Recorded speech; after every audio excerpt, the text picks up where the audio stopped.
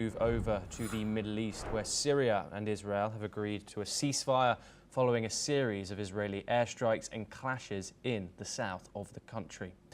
US Ambassador to Turkey Tom Barrack confirmed the deal in a post on X, stating that the ceasefire was embraced by neighbouring countries, including Turkey and Jordan. The ceasefire follows Israeli airstrikes targeting government buildings in Damascus, which Israel said were aimed at protecting the Druze minority, amid escalating tensions with Bedouin groups in Sawadiyah. Moreover, Syrian President Ahmed al-Shara announced plans to redeploy government forces to Sawadiyah to restore order and protect state institutions after a previous ceasefire failed to halt the violence. The Syrian government condemned Israel's involvement, accusing it of destabilizing the country. Meanwhile, US Secretary of State Marco Rubio has been in talks with Turkish officials to ensure all parties adhere to the ceasefire terms. Former Israeli military intelligence chief Amos Yadlin expressed cautious optimism, noting that the involvement of regional powers like Turkey and Jordan could aid in stabilizing the situation.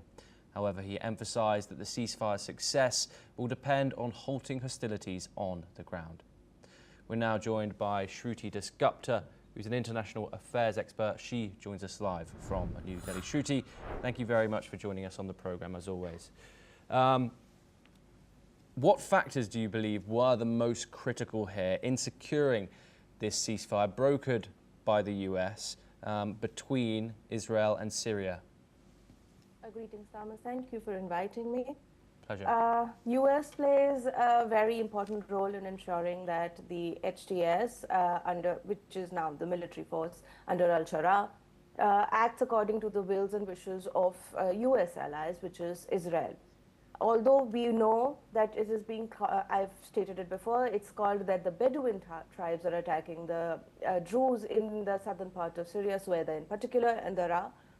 And we understand that both Bedouin tribes are assisted by the HTS and the Syrian military.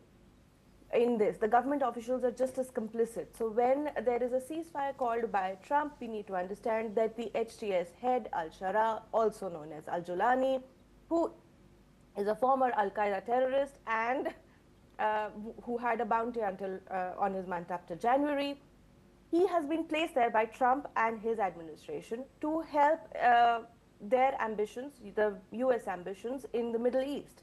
And so when Trump says there's going to be a ceasefire, the HTS and al-Shara will listen. But whether it actually goes into action or not, I do not know, because we still continue to hear of news of killings and shootouts, as well as human rights atrocities that are continuing despite the calling of the ceasefire. So it's a difficult situation. The Druze are under attack. They are less than 1 million in the world, and it is not something that is looking good for al-Shara and his regime.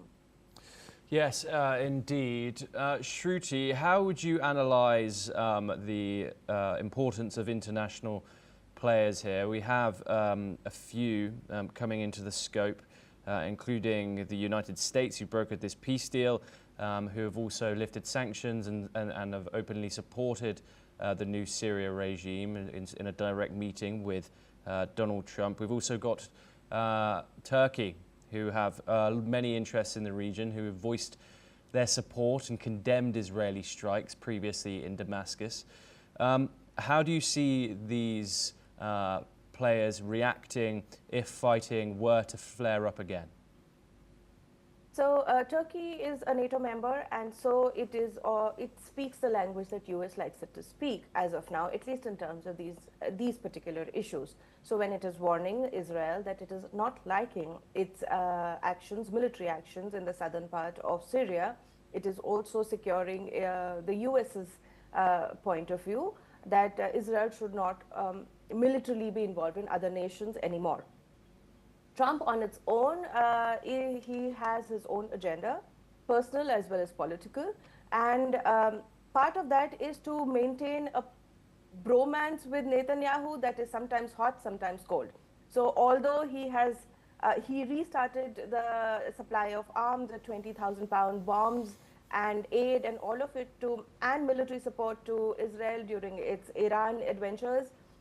He also lifted sanctions on Syria, and he implanted an hardliner Islamist regime in the form of al-Sharia in Syria.